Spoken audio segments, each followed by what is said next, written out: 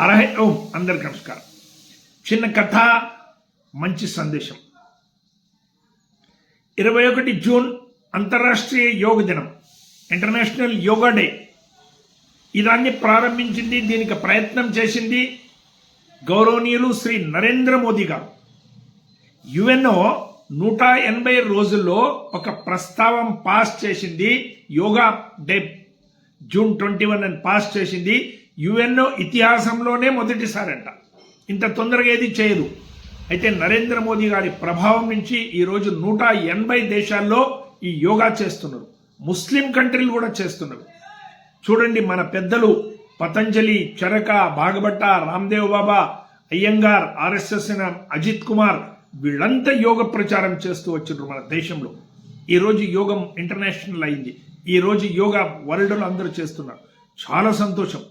Exercise, drill, gym ఇవన్నీ శరీరంకి దృఢంగా చేస్తుంది.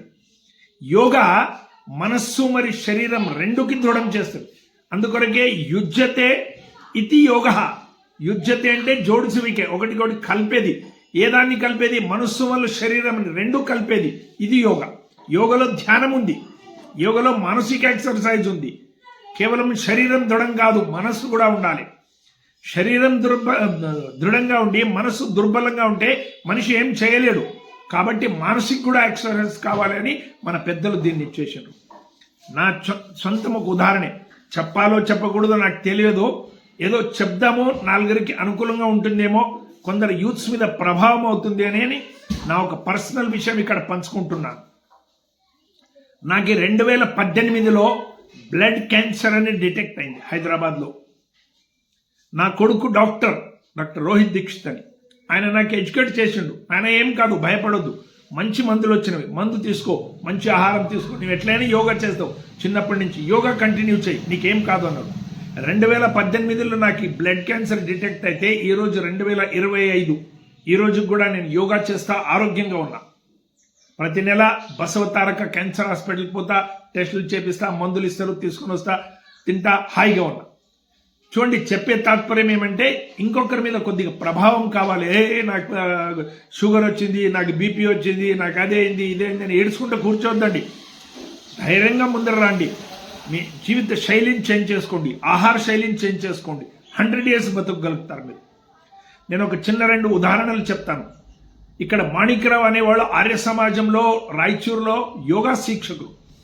నేను వాళ్ళ దగ్గర యోగా నేర్చుకున్నా. రోజు ఇక్కడి నుంచి పోతుంటే ఆయన నాకు యోగా చెప్పేటప్పుడు ఆయనకి 97 years. ఒకసారి మా కృష్ణా యూత్ క్లబ్లో ఆయనకు కార్యక్రమం పెట్టాము మేము. ఆయనను తోలుకొని రానికి పోయాను, నేను రిక్షా తీసుకొని పోయాను. ఎందుకంటే స్టేషన్ 3 kilometers. ఆయన అన్నాడు, నేనే ఆప్ చలియే మే ఆతా హూ, చల్తే కితనా దూర్ హై, నజదీక్ హై అంటాడు. 3 kilometers. ఆ ముసలాయన 97 సంవత్సరాలు ఆయన నడుచుకుంటూ వచ్చిండు స్టేషన్కి, రాయచూరు. అక్కడి నుంచి మేము కృష్ణాకి వచ్చాము. యోగా కార్యక్రమం అయిపోయింది. ఆయన 62 సంవత్సరాల్లో ఆయన ఒక టీచర్ మహారాష్ట్రలో. ఆయనకు పారాలిసిస్ అయింది. ముక్కు మీద దోమ ఈగ కూర్చుంటే కొట్టలేని పరిస్థితిలో ఉన్నాడు.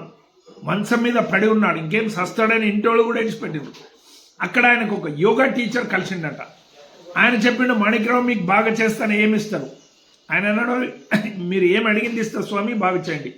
లేదు, యోగా నుంచి మీకు మంచిగా చేస్తా, మీరు భయపడొద్దండి, నాకేం దక్షిణ వద్దు, మీరు జీవితాంతం యోగ ప్రచారం చేయండి. సరే అన్నాడు ఆయన. మంచిగా అయిండు. 97 yearsలో ఆర్య సమాజంలో ఉండి యోగనే నేర్పిస్తున్నాడు ఆయన.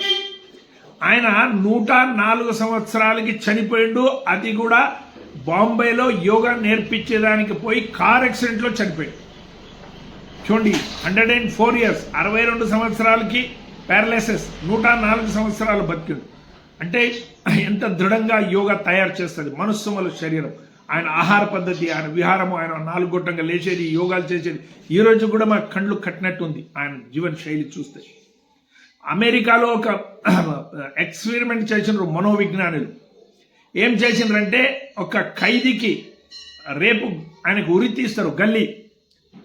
ఆయనకు పోయి చెప్పిండ్రు, మేము మనోవిజ్ఞానులు, మేము గవర్నమెంట్ పర్మిషన్ తీసుకుని వచ్చాం నీ దగ్గరికి, నీవు ఎట్లయినా నీకు ఉరి తీస్తారు, ఉదయం నువ్వు చనిపోతావు, మా ఎక్స్పెరిమెంట్ కొద్దిగా నీవు సహకారం చెయ్యి.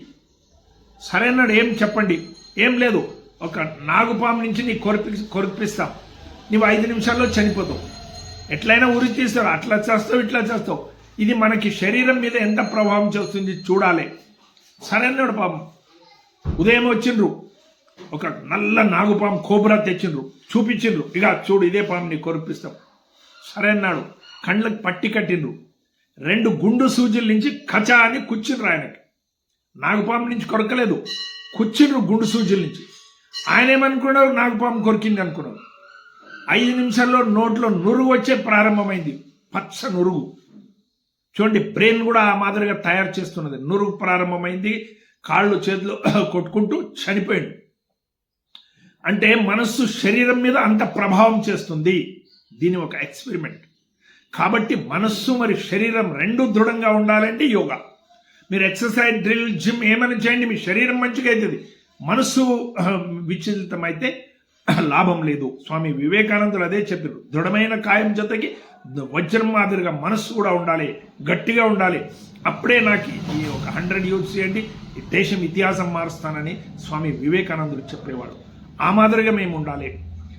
మీరు రోజు ఉదయం 5 గొట్టంగా లేయండి, కొంత యోగా చేయండి, ఈ రోజు నుంచే ప్రారంభించండి. చల్లటి నీళ్ళు స్నానం చేయండి. ఆహారంలో ఏం తీసుకోవాలనేది చేంజ్ చేసుకోండి.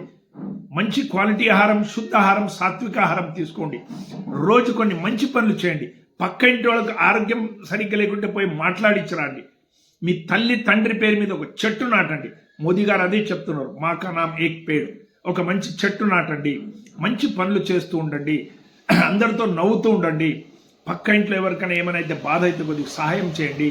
ఏదైనా సమాజం కొరకు చింతించండి, ప్రయత్నం చేయండి. రోజు పేపర్లు, మంచి పుస్తకాలు